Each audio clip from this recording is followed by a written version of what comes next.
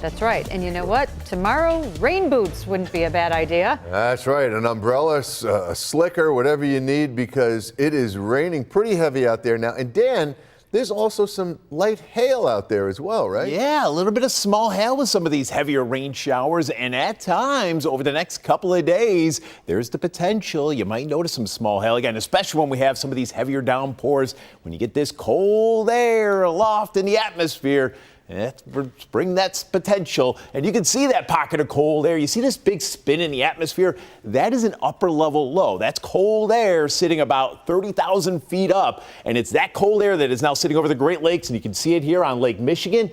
All these little feeder bands, that's the lake effect machine producing lake effect rain across lower Michigan, and Lake Erie here is now getting into the action. We had a cold front that swung in a little bit ago. That gave us some of those heavier showers and some of that small hail. And now the temperatures are cooling into and down to the 40s.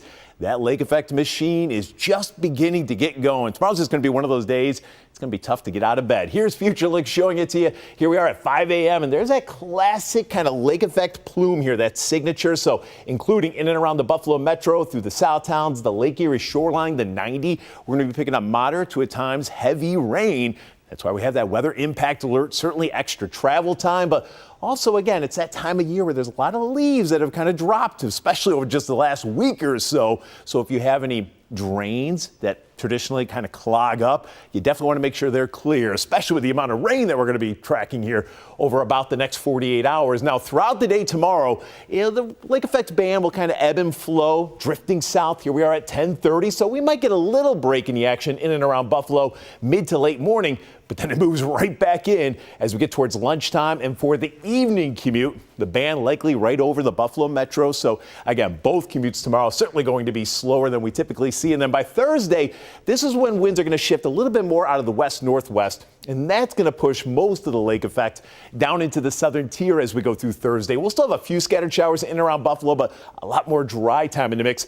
Buffalo points north. Lake showers, though, will continue into the southern tier. And so we've continued the weather impact alert just for the southern tier here on Thursday. Now, by the time we get to Friday, we'll still have some spotty showers around, but they won't be as heavy and as numerous. And you can see the radar relatively kind of drying up a bit here by Friday morning. Just a couple lingering showers towards the southern tier. So we're not completely dried out here on Friday. There'll still be at least a couple of spotty showers, but that's the trend with really nothing more than an odd sprinkle by the time Saturday does roll in. So the weekend, I know the next couple of days are going to be quite wet, but by the weekend, we will begin to dry things up for you for any of those outdoor activities. And again, this is just the amount of rain. We needed this kind of rain. This is just the amount of rain we're expecting by the end of the day tomorrow. And you could see some could see anywhere from an inch to even upwards of 1.5 inches where some of this heavier rain does persist.